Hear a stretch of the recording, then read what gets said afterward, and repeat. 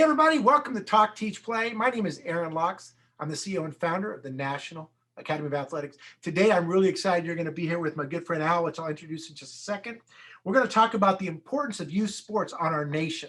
I know it's kind of a big, broad topic, but I thought, man, why better? Nothing better than to dig into that. So Al Adamsen has, we've known each other for what, I guess over 2 decades now, right? Yeah, it's coming up on it. Yeah, absolutely. Holy Toledo. And you know, when I look back and we've talked about it, you remind me of kind of my journey a little bit, that you're kind of like that guy on campus, right? Where you play a little bit of everything, and there's Al and he's playing this and whatever the case may be. And excuse me, and that's awesome, man, to be able to grow up and have that experience. What I love about interviewing you and being able to have you come on the show and really dig in is your wide range of experience. I mean, I'm going to share a little bit of this so they can kind of get some, and I'll let you kind of roll on. But the fact that you played multiple sports in high school, and the fact that you got to play football and track in college, and then, oh, by the way, let's go play basketball in Sweden. It's like, okay, how does that happen? Which we'll get into in a second. And then,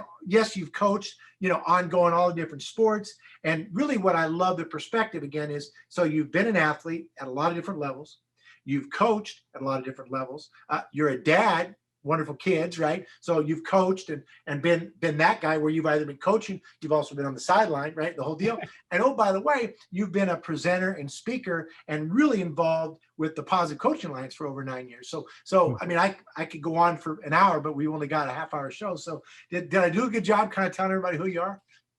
Yeah, that's pretty good. I mean, and just to highlight, what you shared, it might sound, hey, great, but it's also rooted in some, struggle and challenges that have both been potentially detrimental at sometimes in terms of how I viewed myself, right. But also healing. And so how we show up as coaches, how we show up as parents, how we show up as professionals, sports obviously influences that. Then it invites the question, are we conscious about that as players, coaches, parents? So, I don't pretend to have it figured out, but, I enjoy exploring with it. So your coaches and, teachers, parents, so all these, stakeholders can make better, wiser decisions as we not only move over time, but societally, how is it going to impact how we spend our time, with our youth, and how do you? I love that. And, what's interesting, as you look at the big picture, 71% of kids in America play a sport, as they're growing up. So 3 out of 4 means that the impact we're talking about, it's not a little one, it's huge, right? And so when we talk about the importance of youth on the nation, I mean, we can talk about it specific to kids, but I was kind of thinking it may be even bigger. But let's talk about your experience. Give me a little bit about kind of, again, we've talked about all the different experiences, but give me a little bit about you kind of coming up and growing up and your experience in sports. You got a story or maybe something you want? Yeah, well, let's level set, because it's cliche. And I debated with one of my friends many years ago, got to be 25 years ago or so, where he was saying, no, Al, you got to get your kids in sports because sports teaches character. And I pause for a minute. I don't believe that's true. I believe sport is a platform by which you can teach character. It doesn't inherently do that. It can teach poor behaviors. Right. And so who is facilitating this? And how does that relate to me? I grew up, my father is a former police officer, Marine. I was coached in a variety of sports, soccer first, by Vietnam vets. I had a tragedy with my high school coach who was grossly ill-equipped to coach us kids. Suffice it to say, it was just very, very, very bad what happened. And so that was traumatizing for us as kids. And just to bring it out of esoteric, he ended up killing some people during the season. So he was, removed. He was just disappeared one day. And so that was, gosh, we were potentially in danger. and that someone had this fuse. Meanwhile, for football, we were shaving our heads. I played at St. Paul High School in the early 80s. At the time, we were one of the winningest high school programs in the country. We won the mystical national championship in 81. That was before, I wasn't on the team, truth be told. I was a freshman, but that was the varsity that did that. But there was a lot of pressure.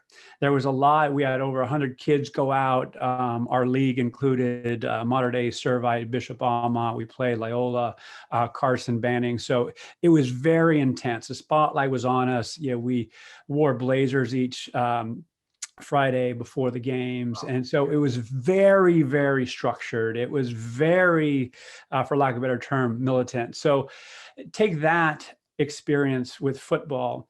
Basketball was similar, but different. I grew up with parental expectations and coaching expectations that it was never a good enough. At the time, it was a breakdown, build up approach. Not to say that's appropriate, but there was really good skills amongst the coaches to break down, but not, to build up. It was like, no, we're going to just put you out there and you're going to toughen up. So, fast forward, I go and, play in college, and I learned different styles of coaching. I had the great opportunity to watch Coach Soquel at UC Davis, and experiences his culture with Bob Biggs and Bob Foster. And it was like, wow, this is such a different way to experience football. And so where I'm going to land with this story is I ended up getting hurt and broke my foot and tried to come back. And Mike, who played with the 49ers and Falcons, I believe, came back to coach. And he and I ended up playing City League basketball together. And one day he said, Al, I want you to come coach with me. So I come coach with him. And on the bus one time, he goes, Al, you're a great athlete. And he could have stopped there. I was like, this dude that works for me, right? Yeah, he's a great athlete. But he said, hey, I was lucky. And so here you have a professional athlete, acknowledging his good fortune. He said, I was healthy. I had the right coaches around me. I had the right system around me. A lot of things fell into place for me. And it really, as a young person, helped me start to understand my experience that, hey, I had some really good situations, and then I had some situations that were less optimal. And I had put my identity around my athletic prowess. And now when I don't have that stature and I'm not spending 3 to 4 hours a day playing a sport, who am I? Where's the crowd? Where are the accolades? Literally, I was having existential angst at, 21 years old. And where I'll land again is put this around society. Are we overemphasizing, how young people are attaching to themselves to a sport? Totally. Yeah. And so, there's responsibility by parents, coaches, and others in the system to calm that voice and be conscious of it. And, yes, we want to excel and do all that, but hey, we want to coach all members of the team. And I wish I had been coached to be a better teammate and other things that I now try and focus on as a coach. So yeah, that's a tidbit about my experience. Yeah. It doesn't sound like it was just a flowing, amazing journey. And obviously, right, you've learned a lot of lessons. Like learned a lot of lessons going through it. Coach Wooden mentioned to me when we were kind of on the drive sometimes, and he says it's not that it really builds character, but it reveals character or the lack thereof. And then it's up to the people involved in care of the kids to recognize the lacking or to recognize the positive and feed that, right? It's the story of the two wolves, which we all know which one you're going to feed, right? Yeah. So it sounds like you've had a journey. I'm sorry you had to go through the experience, but I also know that one of the things that I am a big believer in is that if we're honest, sports is really just life, right? And it just matters now in terms of what lane you're in. But I thought what you said was important. I want to dig a little deeper on that, which is, okay, so we're getting to a point now where you look at pro athletes and they walk on water in many people's eyes, right? And if you're a young athlete and you've been treated that way, and now all of a sudden that's either been taken away or via injury or whatever the case may be, that now all of a sudden that's a game changer, and that's a challenge, right? So when you went through what you went through from injury, and how did you pivot? What was your experience? How did you dig back out of it? Because you found a way out of it, but was it a lot of years to do it, or what was the plan? Well, this is it took a while. That's one reason I ended up playing basketball in Sweden is it was dumb luck, really, but I was constantly trying to validate my athleticism to elevate my stature amongst my peer group. I wanted to be seen. And in fact, it was kind of a dual-edged sword insofar as that I went back to my hometown in Whittier, Pico Rivera, and I went to a movies one time. And this girl said, actually went to the high school with, and she said, "Al, what are you doing?" And I said, "Well, I'm, working, in San Francisco now." And she goes, "Well, I thought you'd be out, playing professional basketball or football or something like that." And, it was kind of a really nice thing to hear, but it was very interesting to hear how she perceived me. Yeah. And I was like, do I have to be that? Is that, what I have to live up to? And how did that happen? And now as a mature adult is how many kids are developing that narrative? I remember I went to a junior college for 1 year before going to Davis, and there was a lineman, and he wanted to play professional football. And I mean, literally when he said it out loud and he said it amongst the group, I'm like, oh my God, who's talking to this young man? Because it's never, ever, ever in the realm of possibility it is going to happen. And I was, we have to have more authentic, conversations and set expectations and really find joy in the moment and let it be the experience at that point in time. I mean, you've likely heard, and Jack Kornfield, Spirit Rock, has been associated with this quote, but so has Buddha and others. The quality of one's life is how well they've lived, how well they've loved, and how well they've learned to let go. And actually, sport is a great way in which to learn to let go and actually live as well. I mean, and love, love your teammates, celebrate your opponents, give your best, grind and get out there, but you have to let it go at some point. It shifts, it changes. And that is not talked about very much. So to answer your question succinctly, it wasn't until I met Joe Ehrman and Jeffrey Marks. So I have this up here, and I don't think I have Joe's book. I have it downstairs, but this book. So Jeffrey Marks, the author, Season of Life is the book, and it features Joe Ehrman. I am overly blessed to call Jeffrey Marks one of my best friends, and he's a Pulitzer Prize winning writer. That book was #1 on Amazon football book for many years. Long story short, Joe, 13 years professional football. He introduced me to Positive Coaching Alliance. And while I've done over a couple hundred workshops of coaches, parents, young athletes over my 9 years with them, I hope I gave as much to the audiences that I presented to as much as I got back, because it was really a healing experience for me, understanding the youth person, the youth athlete experience, the novice nature of coaches, the idea of being a parent that, oh gosh, what am I doing? I'm just kind of going with the social inertia and just ushering my kid through.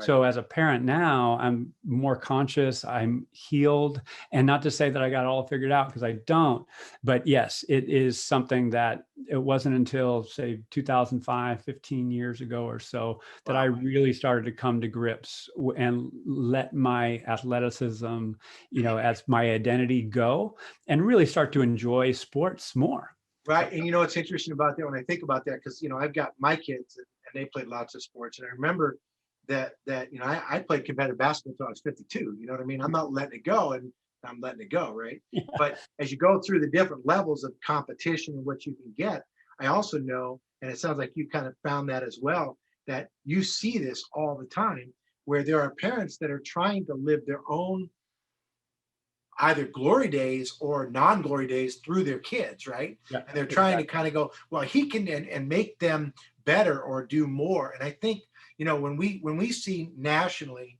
that 61% of the kids that sign up to play a sport, after just 2 seasons, they're going to quit that sport. So I saw my kid up at 10. By the time they're 12, they're not playing it anymore. And the reason is it's too much pressure to be successful, and it's not fun. They just want to play with their friends, right? So keeping yeah, it in perspective. So as we talk about kind of, I think sports, it's an interesting balance we have to find, right? I think sports is extremely important um, to kids, but I think that it can also be extremely detrimental. So yeah, someone like you who's experienced both end of it, in my notes here, okay, let's just talk about you as dad for a minute. yeah.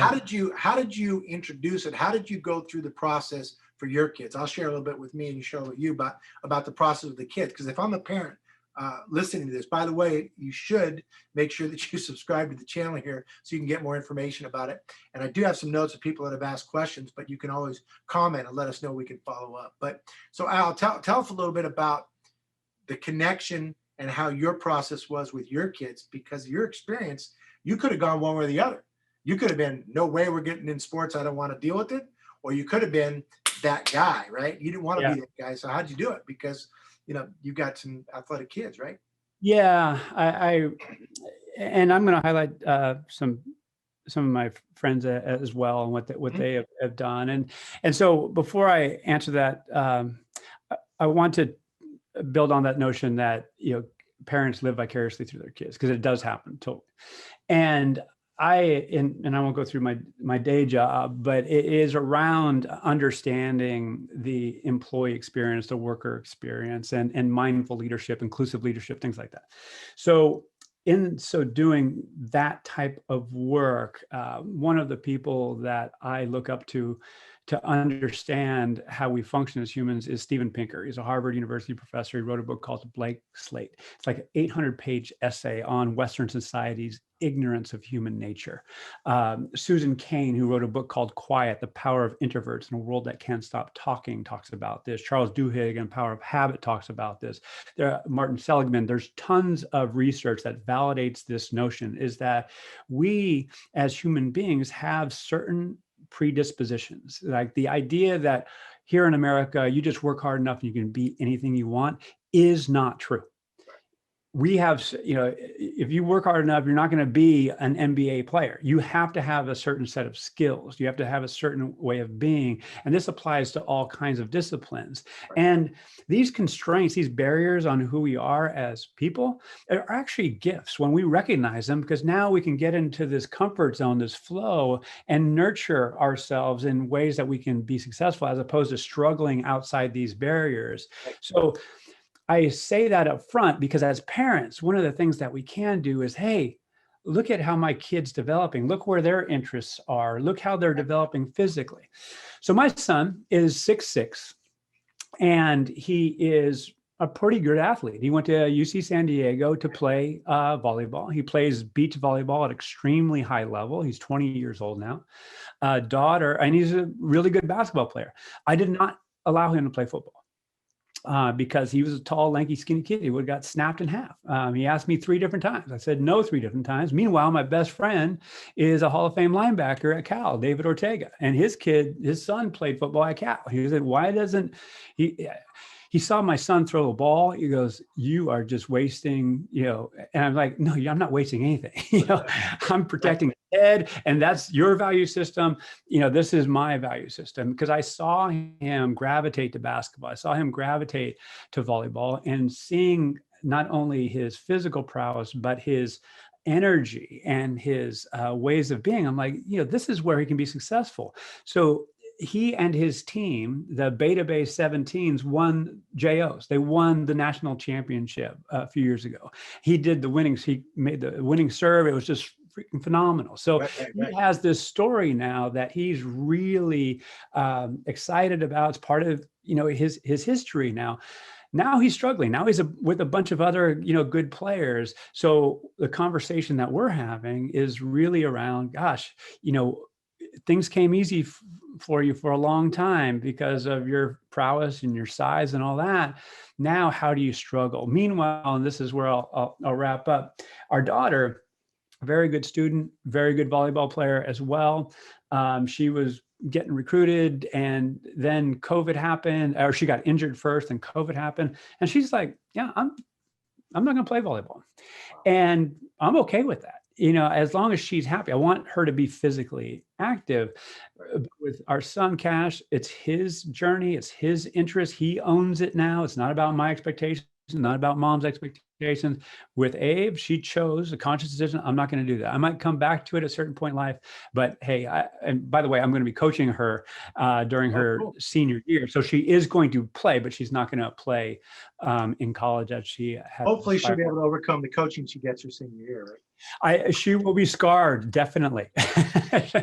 So, just to wrap it up, understanding who your kid is and not trying to project, because I'm like many listeners probably, I'm an alpha. I want to get in there and mix it up. I've been banging heads, running over people for a long and getting hit a lot. Do I miss it? Something maybe, but that's me. That's not my son. He's not a wrestle, plow into people guy, and our daughter's probably more of that.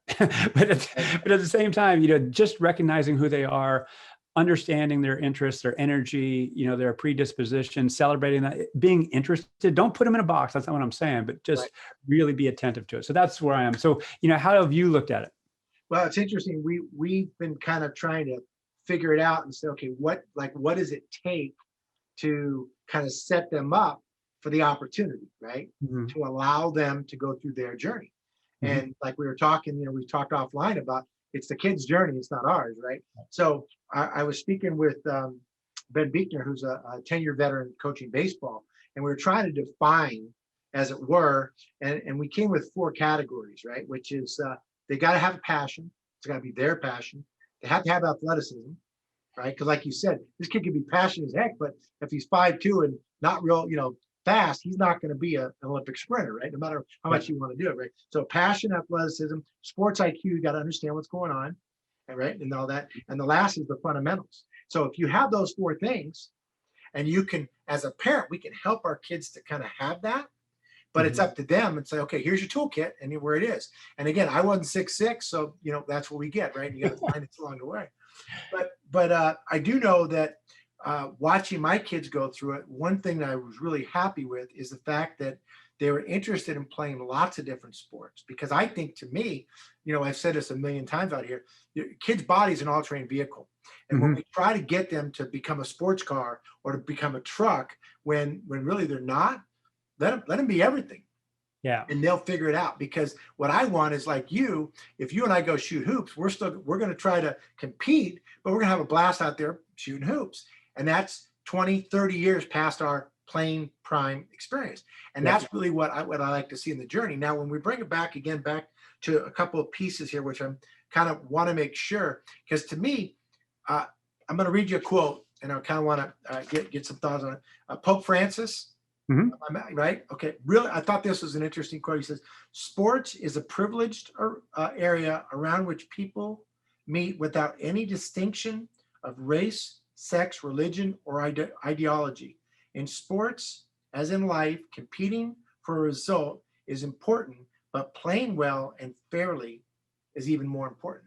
Now, again, right? So pretty deep, right? Who knew we were going there? But that's, again, I got to work for John Wooden.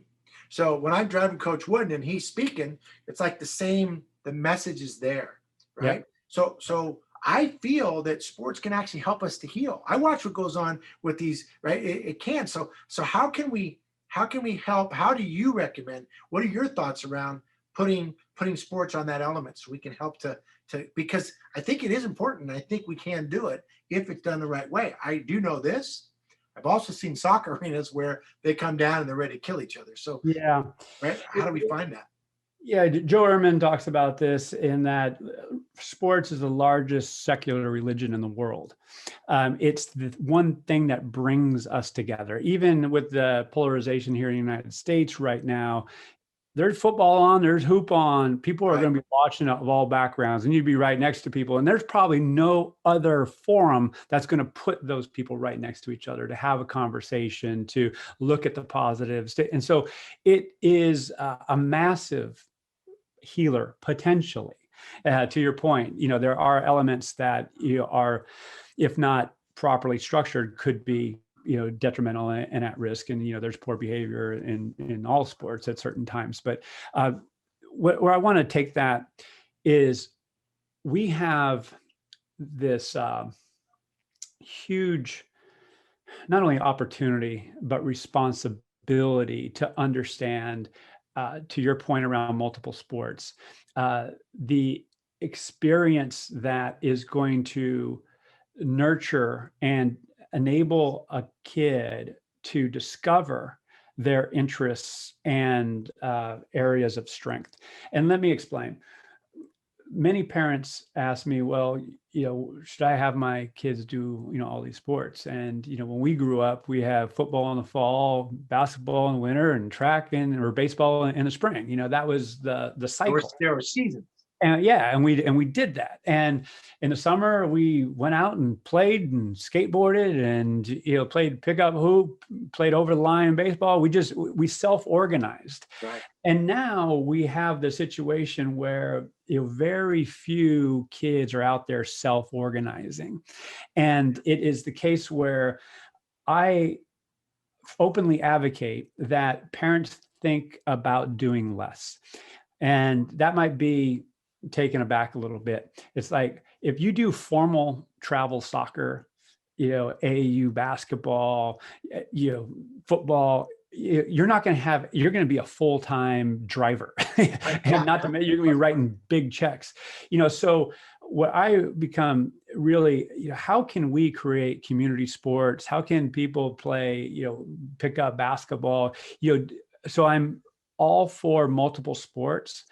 I'm all for being judicious in selecting what sports are going to be primary. To your point, you can put it in too early and really try and extend the multiple sport experience too long. Because as you know, you get to a travel team, some coach, oh, your kid can get this scholarship, but you know what? They can't do that. They can't do that. They can't do that. I'm like, no, that's a hard no. And the one thing I'll say to that as we go, there's this colloquialism out there. Coaches coach, parents play, parents cheer. Right. And I actually said that when I was with PCA. However, as a parent, I'm less stoked on that notion. Yes, there's a certain element of giving up. However, I'm writing the checks. Right. And I also need to insist that coach is creating a safe environment for those kids. My daughter has been severely injured playing volleyball. And it's because a kid from the other team was coming under the net. I saw it happening in warmups. And I know when the ref didn't intervene and the coaches intervened, I'm like, that's not going to be good. It didn't happen in that game. It actually happened in the match that I wasn't there. And I felt bad because I'm just up there cheering. I'm just hands off, but I knew enough about the sport to know it wasn't safe. So I encourage that parent-coach communication in high school and below to say, hey, if you see something, there has to be a line of communication to keep those kids safe. And so, and I know I'm probably getting too long-winded, but I want to sprinkle in one thing, because that St. Francis quote is this. My favorite sport right now is beach volleyball. And so I get to travel, I used to anyway. I'd go to London, play beach volleyball, I'd go to Australia, play beach volleyball, go to New York, play in Central Park. It is men, women, old, young, people from all over the world. And it's very inclusive. And basketball is similar. I have a great connection with the Black community here in America because there's a lot of Black people who hoop. And so I would go and play in Northern Virginia, I would play in LA, and these are now my friends that I would not have otherwise had a platform to connect with unless it was sports. So and that was mostly through pickup, so now at this stage of my life and with our kids, I really emphasize the recreational aspect. Get your tail out there, organize the beach volleyball game, go, play pickup ball at a park. And, with the formal stuff, it has its place. It's an and at the end of the day, but hey, just get out there and mix it up and connect with people. It's interesting because I think when you look at the big picture, I think because youth sports has become big business, let's be honest, right? Oh yeah. Oh yeah. Right? $5 billion industry, right? Yeah. So because it became big interest, now instead of it being about the kids, it's about, well, I got to keep them engaged because that's where the money is, right? Yep, So, exactly. so as parents, we have to be aware of, okay, wait a second, what are the limitations? And I agree with you. For me, I would rather, that's one of the reasons why the National Academy of Athletics, we're in over 100 to 125 cities now, because we're helping to bring recreational sports back to recreational departments to help. Yeah. It's not about traveling. You can get plenty of competition and plenty of fun just playing down the street with your friends. And that free 100%. Play, that's where you'll fall in love with it because you're playing truly for the love of the game rather than the trophy or the accolades. And let's be honest, most of the time, the kids really don't care about that stuff anyways. They just want to go out there, compete, and have fun doing it. That's right. So you mentioned something which is interesting to me, which I want to pull a thread on here a little bit, see where it goes, which is the fact that the lessons, again, the same, I grew up in Mill Valley, just north of the Golden Gate Bridge, and lots of different communities around us, right? And who you get to just by playing open gym or going to the local high school and playing outdoors or the Thursday night league or whatever it is. And so free play is so important. And I think when we get back to, the importance of youth sports, the importance of sports on our nation, man, I think about that. How great would it be if people would just go play sports together? Now, again, you don't have to have organized referees and this and that, and just go play. And, I think back when I was a kid, and again, we used to walk home, right? Yeah. And we would stop and we would play something, and we would start the games usually like this, right? Mm-hmm. And then every now and then, right, we'd get a little this or a little this, but we figured it out, right? We figured it out. We played. Worked it out. There was no, ref. There was no parent that came over. If the parent came over, it was big time. But yeah, we worked it. We learned how to organize. We learned how to process. I couldn't agree more. Yeah. But isn't that the lesson? See, to me, that's the piece that's missing is that free play, that going to the beach and just go. I mean, nothing better than I remember going to open gym. And here's the part. I can remember going to open gym when I was younger. And I'm like, dude, I got to get better. Because if not, I'm not going to get picked to play. And I'm going to stay on that court or the other court way over there and never get my shot, right? Well, plus you got to walk in there alone sometimes and say, who got next? Right. Yeah. And you gotta step up, right? Then people start checking you out and like, man, that dude play, who I haven't seen that guy before. It's, walking into a gym, that'll get your heart pumping a little bit. And that's something that, young people, God, they could benefit from immeasurably. So I couldn't agree more. So these great lessons that we can get individually. Now, I'm going to give you another quote because I'm kind of going on a run. It's the Mandela quote. I'm sure you've heard before that, sports have the power to change the world. It has the power to inspire. It has the power to unite people in a way that little else does. It speaks to youth in a language they understand. Sports can create hope where there once was only despair. It is more powerful than government in breaking down racial barriers. Nelson Mandela. That's one of my favorite, all times, right? Yeah. So, when I got chills thinking of that, man. Yeah. I'm thinking so all right. So one of the things that I promised the audience is that let's give them some practicals.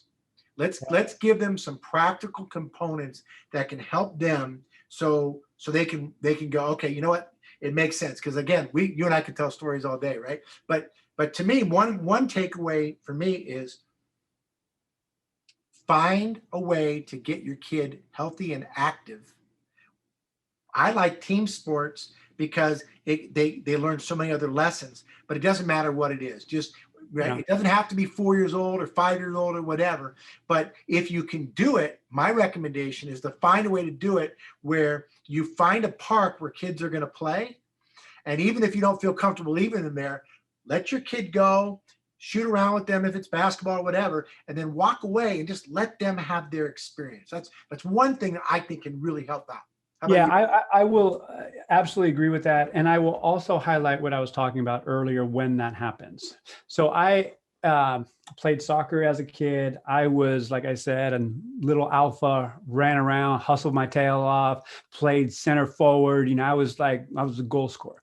So I put our son in San Francisco, Golden Gate Park. I'll never forget. He was wearing a red jersey. It was first soccer experience. I'm out there, in the little field, and he's just hanging back.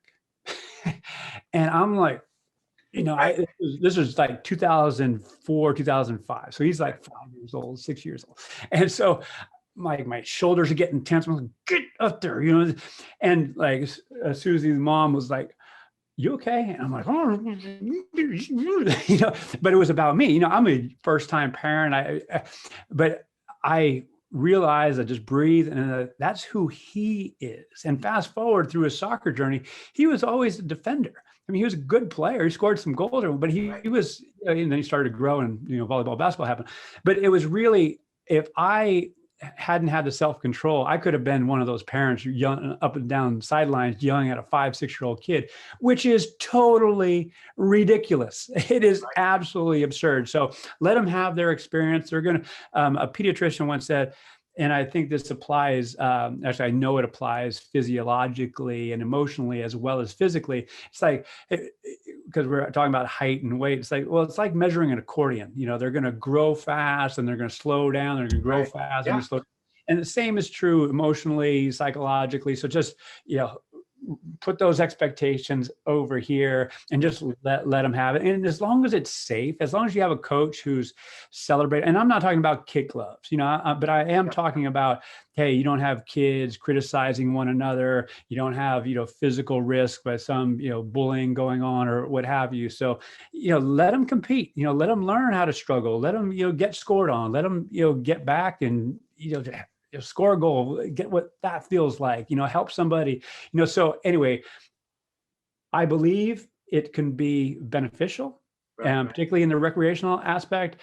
We just need to be really, really conscious of why we're there as parents, why we're there as coaches. It should not be, oh, everyone else is doing it, so, we go out and do it. And the thing that I also say to parents is ask your child. Yeah. Don't just sign them up. Ask them. Absolutely. And give them a choice. Do you want volleyball? Do you want soccer? Whatever, and give them a choice. And again, there's nothing wrong with saying, okay, and we're going to add music, and we're going to add martial. We're going to do other things, right? Because we want to do this. But so one of the other pieces, which is because we've talked about this before, and actually on one of our previous segments and one of the shows I did, we talked about that one of the major things you learn through sport is loss and failure. Yeah. Right. Yeah. And so Joe Montana, right, did a little work with him from the Niners quarterback, and he basically said it's real simple. Fail fast, fail forward. Right. Mm-hmm. And the better you get, the quicker you are at doing that. But that's based on experience, right? Because it's all based on experiential learning. And to him, it was like, okay, I just got my face plant in Candlestick, right? And I got grass and mud, and I've got 30 seconds to get this off, to come up with something else, so that doesn't happen again, right? Yeah. And isn't that a great life lesson that we can go forward with going forward, right? It's something we could do. Yeah, absolutely. And that faceplant, just a quick story, because I know we're coming up on time here, but this is a great discussion. So again, I appreciate you having me. So I was playing in a basketball tournament 3-on-3 in Kiev, Ukraine, on Kreshchatyk Avenue, which is the main drag there in Kiev. And I backdoored the guy from the left wing, caught the ball over my right shoulder, jumped. And as I was jumping, my opponent pushed me in the back. And I went flailing forward, and I landed on a brick with rebar coming out of it. Landed here and here, shattered the right side of my face, almost lost my right eye. So if you're looking at, that dude has 2 different size eyes. Well, that's pretty much why. So I have 3 metal plates, 12 screws here. Dr. Lawrence, or Mr. Lawrence in London, did a fantastic job. I share that story for this reason. Obviously, my opponent was a win at all cost guy.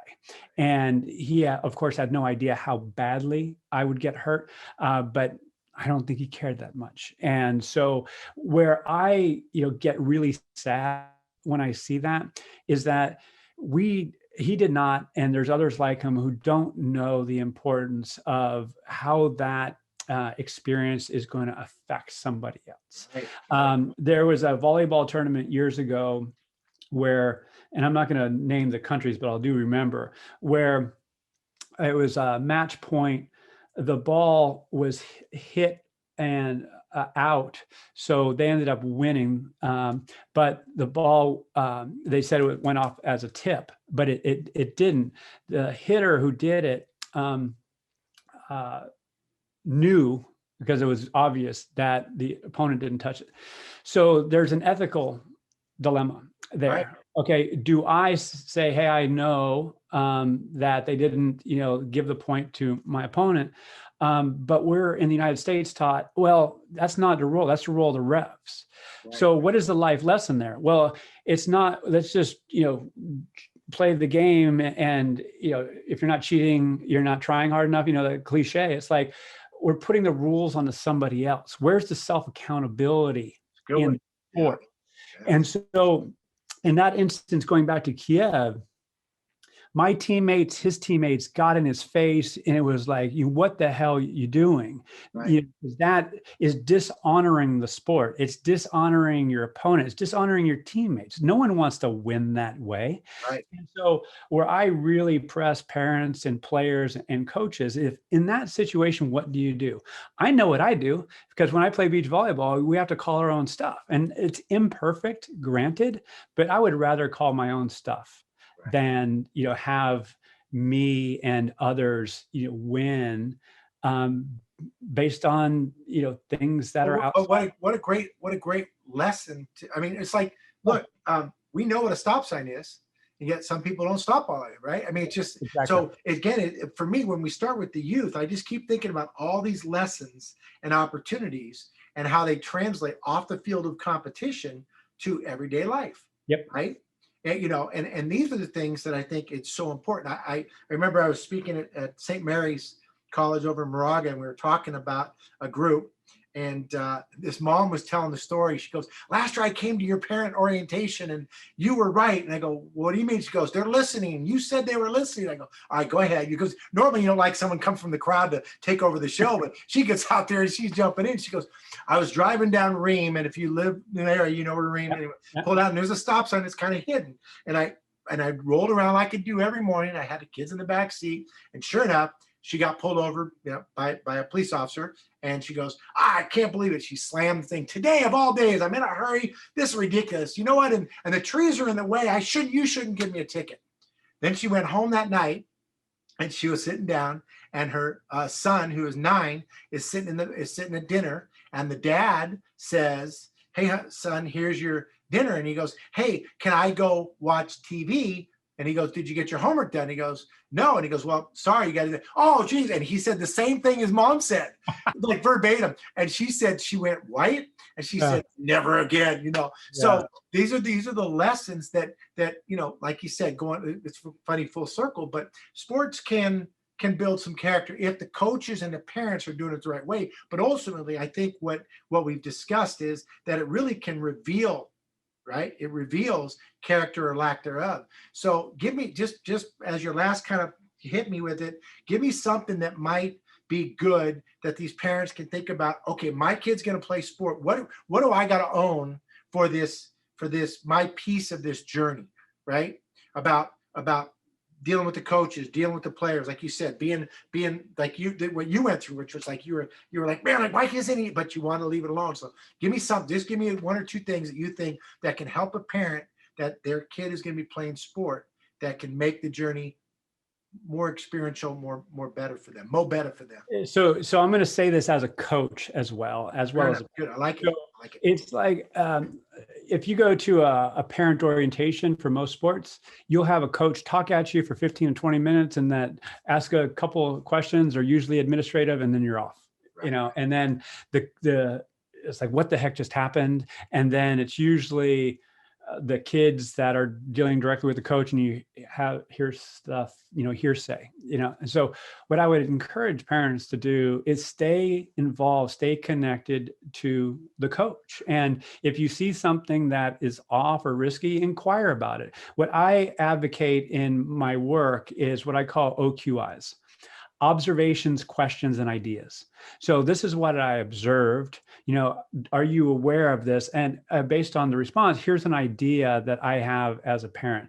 To think that I'm going to just write a check, push my kid out there, and everything's going to work out rosy, I would go so far as to say it's irresponsible. Right. Stay connected to the coach, and the coach has a responsibility otherwise. Now, coaches aren't getting paid very much. They might not be super skilled at communicating. That's not an excuse not to engage with them. So that would be my, Like it. I wish I had done more of it, frankly.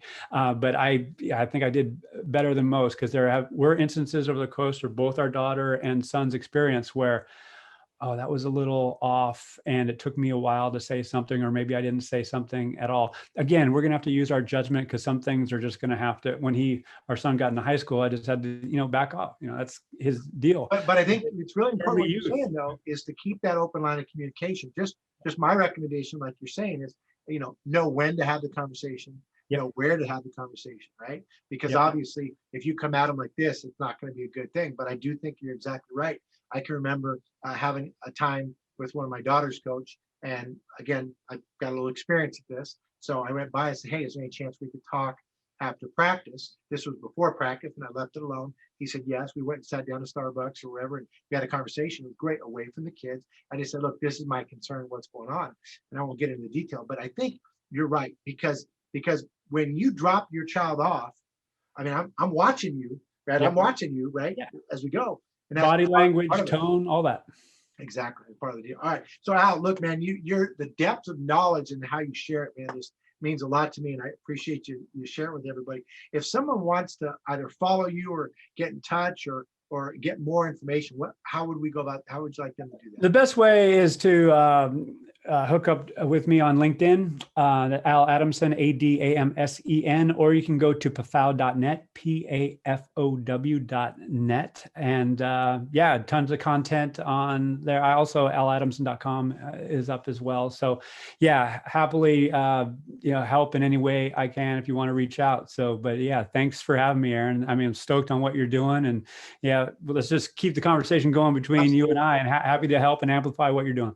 I've got 3 notes here for the next conversation we're going to have. So I'm following up on this. It's good. So, all right. Well, this has been Talk, Teach, Play. I appreciate everybody for tuning in and checking us out, for all the support. Please keep the questions coming in. The topic ideas is really important for us, so we kind of know what direction you want to go. Make sure you hit subscribe, because that's the only way you're going to find out what's going on.